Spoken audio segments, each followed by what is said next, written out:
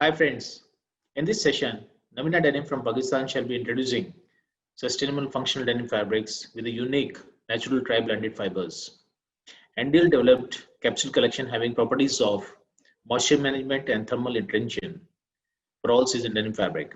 I would like to invite Salli Deighton to moderate the session with Rashid Iqbal and Zeeshan to talk about this collection of natural adaptive fabrics. Hello everyone, my name is Salli Deighton. I'm a product developer based in London and a Rivet 50 honoree this year. Today I'm speaking with Naveena, with Rashid and Zeeshan. Naveena's a mill I've worked with for many years, more than a decade. The guys have always been super supportive and flexible on my developments. They're always willing to try something new. They're real innovators as well and have worked with really great technical fibres, like man-made fibres like Coolmax, Denim, Thermalite over the years. We were talking about the new Adapt line, which is using natural technology, natural methods for moisture management. So hello Rashid, how are you today? Hi Sally, thank you so much for the introduction and your kind words. Yes, we've been working together for quite some time now, and I'm glad you were able to like all our innovations that we have done in so many years. And this time what we're going to talk about is our all natural adaptive fabrics, which we're really proud of because the team has done a great job in terms of blending the all natural fibers. So as we go along, we will explain you what the technology was all about, all our challenges and the experience we've had, and what the final result was. Perfect. So with the Adapt line, you've created moisture management naturally. It's really exciting, natural fibers with benefits, as I like to think of it. So how does it work? And can you tell me a little bit more about the all-season performance, Zeeshan? Thank you very much, Sally. This is basically idea was to develop such a fabric which can perform for all season. And in the market, there is a lot of stuff are available with a different performance level and different brand tags. So the idea to develop that fabric, which is based on organic and sustainable material. So we all aware hemp is basically warm fiber for winter fiber, and linen is basically summer fiber. So we mix up along with cotton, make a tri-blended yarn, which can perform for both seasons. That fabric can keep you warm in winter and keep you quick dry and cool in a summer season. It's amazing. That sounds really interesting. So it's like all the man-made technology, but with a natural twist to it.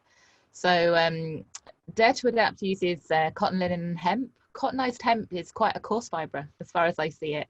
How have you achieved such a good hand feel on the fibre? Because it's very, very soft. Can you tell us a little bit more about that, Zeeshan? Yes, actually, we all aware cotton is basically flower-based fiber, and hemp and linen is basically bast fiber. So these are not such as a soft fiber as cotton.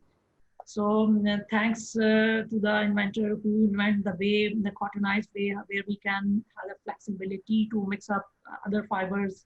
And in a previous time, we all aware these bast fiber were using in a different way, like a wet spun. So now we have a flexibility. We can use these fibers mixed with other fibers like cotton or some other man-made fibers as well. So we come up with the idea to make a tri-blended yarn along with the cotton, linen, and hemp. And we have done a lot of work in our spinning and fabric manufacturing process, where we have done a few modification in our machinery, in a back process, where we can have a uniform blended yarn. That's brilliant. So what percentage of hemp and linen are you using in the spinning? And is there any waste left over? Yeah, we started the composition, blended composition from the optimum level where we can achieve the performance level. The idea was that to achieve that certain performance level, there is once we talk about the performance levels, means there is a three major performances. Number one, wicking property. Wicking property means capillary action. And number two, absorbency. And number three is flow value. Flow value means heat retention. So So we have to achieve that levels. That's why we have to have add material in our product, and we started from a 40% overall adoptive blended material in our fabric. 40%, that's quite high. Of course, I've got to ask you, where's the source of hemp, and how are you certifying and managing this source? Can you tell us a bit about that, Rashid? Yes, Sally. When we first started working on hemp and wanted to study the sources, we found out that there's a lot of hemp available in Europe and China, and we started off with Europe, especially France, and then we moved towards China, with Kingdom being one of the mills, one of our partner mills in all the developments. And the basic difference that we found out was that the cottonized hemp that we are using, because it has to be cottonized in order for it to be blended with other yarns, natural and man-made. So it was important for us to use the cottonized hemp. The cottonized hemp coming from Europe was not bleached. It was a natural form, whereas the cottonized hemp coming from China they were offering both options, bleached and unbleached. The only added advantage of having a bleached version was to blend it with cotton, and in that case, you can hardly tell the difference. And our first goal was to make sure that customers who are already used to buying cotton fabrics, they do not see much difference. The idea was to pitch the fabrics with very minimal difference by just adding the real authentic character. So that's why we opted for the Chinese hemp. And since then, we have had successful experiences with different compositions of cotton, hemp, refibra, and tencel hemp, polyester hemp, so on and on. So we did many blends with it, and it worked very well. So China right now, Kingdom Mills is our partners with all hemp developments. That's really exciting. So it's a really flexible kind of way of working. You can work with lots of other fibers too. So have you faced a lot of challenges in production when you've switched over to the hemp and linen? Does it slow things down? How's it performing in the factory? Well, there were a few challenges, especially at the spinning stage, because these are all bast fiber, natural bast fibers with the different staple lengths. Now, in order for that to have a blend with the cotton was quite challenging, and our spinning technical team played a very important role in doing a stage-by-stage blending. In order to have the homogeneous mix was the first most important thing, and they were very successful. And of course, it didn't happen overnight. We did have to do many trials before we could get the yarn right, because yarn is the first and foremost thing. And what we noticed was there were many imperfections at the yarn stage. And to my surprise, those imperfections actually added a lot of character and authenticity to the final fabric. So that was one of the things. And then we had certain experiences with dyeing, and I'll let Zeeshan share the experiences what we have had and the challenges. I love it when imperfections like enhance the fabric and give it more character. It's really nice. So Zeeshan, going to the dyeing, what are you doing? Have you had to change the process? Are you following exactly the same process as cotton? And have you got any issues? Are you dyeing black? Can you tell us anything about the black and the colors you're running in this adapted range? Yeah. Firstly, if we talk about the adaptive blend, yeah, we all know the moisture content in a fiber, especially cotton and linen and hemp, are totally different. The main challenge was to have a consistent and uniform dyeing, because the moisture content are 3 different fibers having a different. So the main challenge was to have a consistent shade, and we done a lot of work on pre-dyeing process, where we make sure we will have the consistent shade. And first we have done a trial with the medium indigo kind of shade, and finally we got a nice optic and a nice washes. And you have mentioned about the black one, and yes, I would like to mention here our new recent development. And we all aware, especially black shade and sulfur shades are not laser friendly as much the indigo ones. So recently we have done one development with the collaboration of R Chroma and Genologia, where we have perform a first trial on an ambient temperature, like the indigo. Indigo is always done on an ambient temperature, and that is the superficial dyeing. Means the laser efficiency with the fabric is really, really remarkable. Yeah, I love doing developments with you guys. And I'm mentioning like genealogy. I remember going out there in about 2016 and we went to test some of your fabrics, or we were testing some of the finishes you've been doing. And the results were absolutely incredible. Like the uptake on the laser was huge. I was working with a big retailer and we tested a fabric called 3913. I'll never forget it. We were super impressed. And when we actually went to production, because it had had the G2 dynamic finish, that incredible machine that I didn't really know a lot about, but I do now. Yeah, we actually saved money in laundry. So what we did on the finishing on the fabric actually saved some cost for us, which is really good. So are you finding most of the customers have embraced the G2 dynamic finish now and the ozone finish, and they understand it? And have you applied this to the Adapt range? Because to me, it's really super important. Rashid? Yes, Sally. Talking about the ozone is a very interesting story. Just like you said in the beginning, you didn't understand much.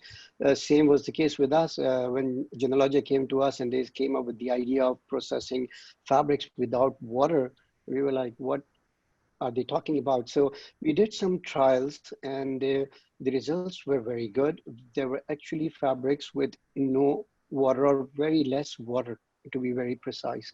And since then, we decided that, you know, since Pakistan being one of the countries which is challenged with the water scarcity, and it is very important for us to save every drop if possible. So we decided to invest in this technology. Although at that time it was very new, we did not know how to finish the high stretch fabrics. There were many different kinds of fabrics when it comes to finishing, you know, power stretches to rigids and comfort stretches and mercerized fabrics. So we didn't know if all the fabrics are going to perform the same way or we'll have to handle it in different ways. So since then, I tell you, we have gone through the learning curve, and there has been around almost, I'd say 80,000 meters of just developing the fabrics. And that was our learning cost, honestly. And when I tell my friends in Genealogy, they're like, okay, you guys really know how to get the fabrics right now, because yes, we paid a big price for learning the fabrics on from rigid fabrics to power stretches, just basic caustic fabrics to mercerized fabrics. Since then, what we have done is we made sure that we add the ozone processed fabrics in our collection.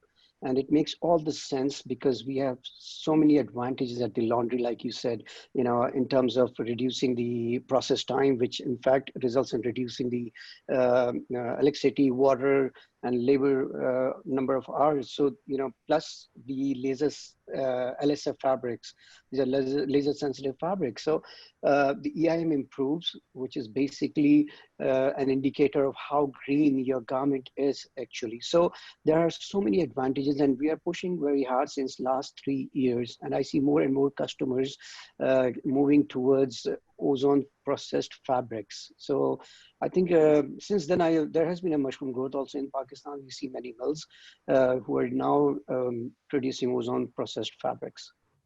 Definitely. To me, it's a no-brainer. I actively look for this on all the fabrics now because, you know, as we move to more sustainable laundries, we're seeing the technology there, and we've got to choose the right fabrics that suit the technology. And there's no point in having a sulfur top fabric that doesn't work with laser.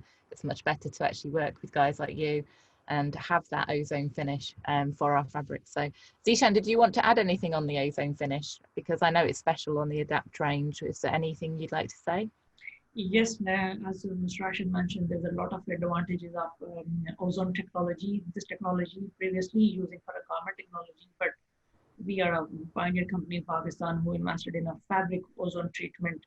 So there are two the benefits and two different segments. If we talk about the fabric benefits, means we can have the good laser efficiency.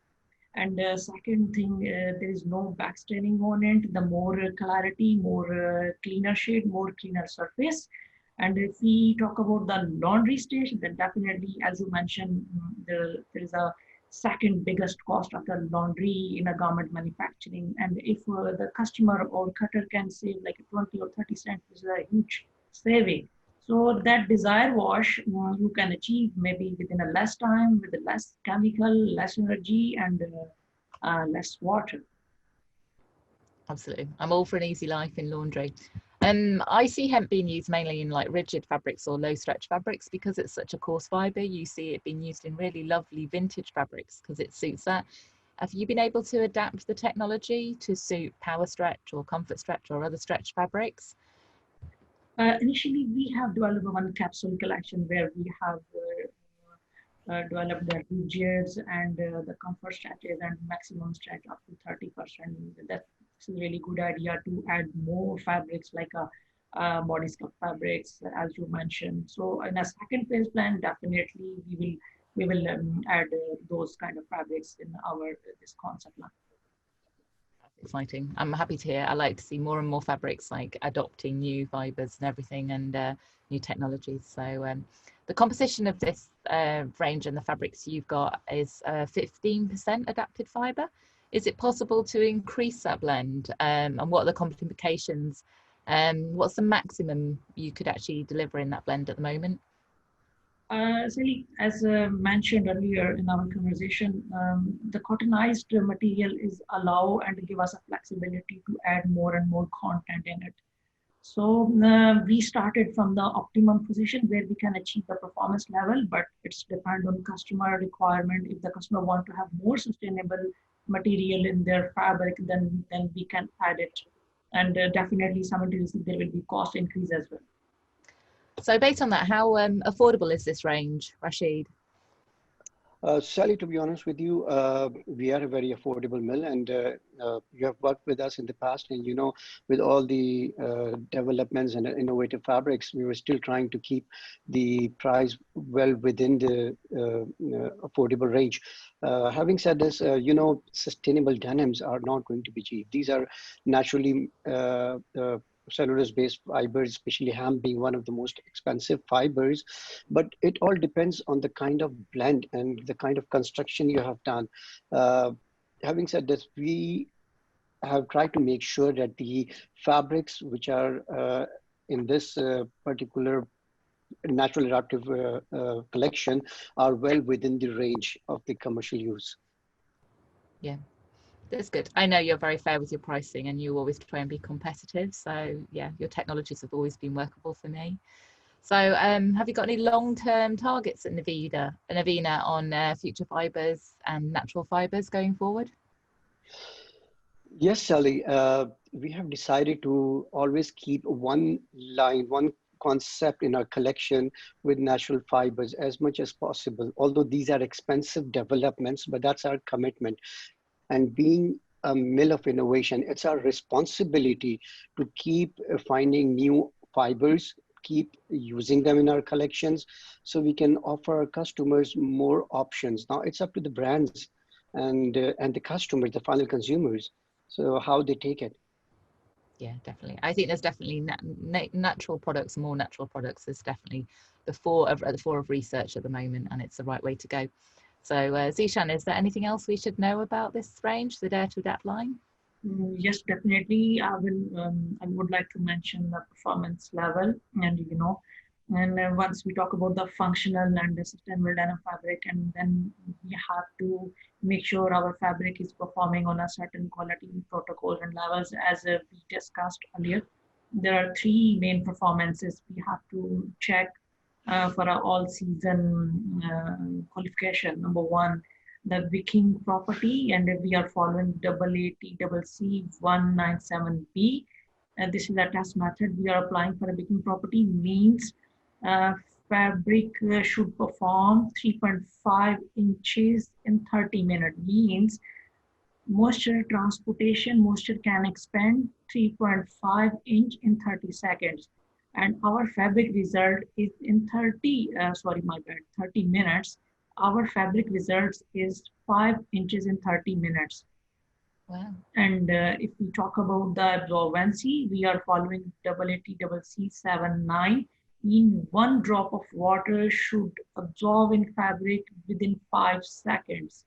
And in our fabric performance is water absorbency is in 3 seconds. And if we talk about the flow value, we are following ASTM D1518, means there is a minimum standard for a bottom wear is 0.1 flow value, and our fabric result is 0.28. So now you can see with the natural material, our performance levels are okay as per the international standards. Wow, they're better. That's amazing. I think we have a video that we can run now and just show some of the procedure in the mill.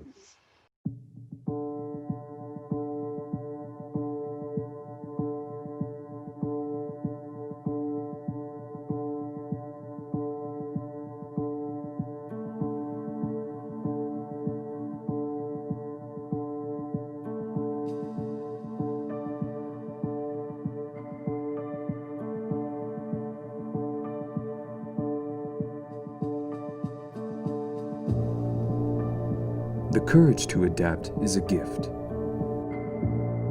The ability to adapt is a skill. The willingness to adapt is a choice. At NDL, we choose to adapt materials combining hemp and linen to create Adapt. 100% sustainable adaptive fabric. Fabric that breathes and is environmentally responsible. It adapts to you as you adapt to your surroundings. It's almost like it has a life of its own. Key features: thermoregulation performance, biodegradable, resilience to bacteria and UV light, enhanced aesthetics. This blend of hemp and linen is a combination rooted in adaptation, spun on spinners designed for cotton and flower fibers. Mixed and blended carefully in the blow room to ensure a unique tri-blended composition with natural characteristics of homespun yarn. We are overcoming the challenges of rope dyeing tri-blended yarn in order to achieve an exemplary indigo shade. We use naturally cool linen fibers to dissipate heat in warm conditions and naturally warm hemp fibers to insulate in cold conditions.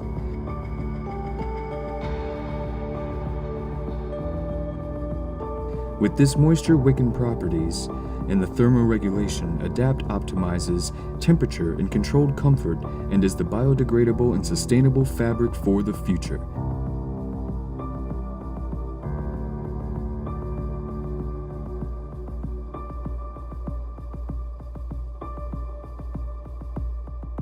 It is time you adapt.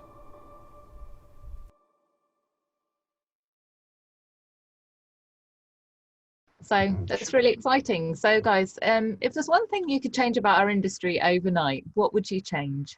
Rashid, do you want to start? Actually, there are many things I would like to change, to be honest with you.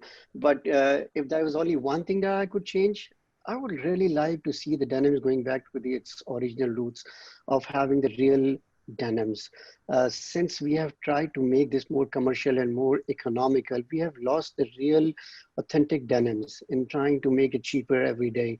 So I feel that the real denims have been lost. So I wish we could really go back to our roots. And that's what I would. Yeah.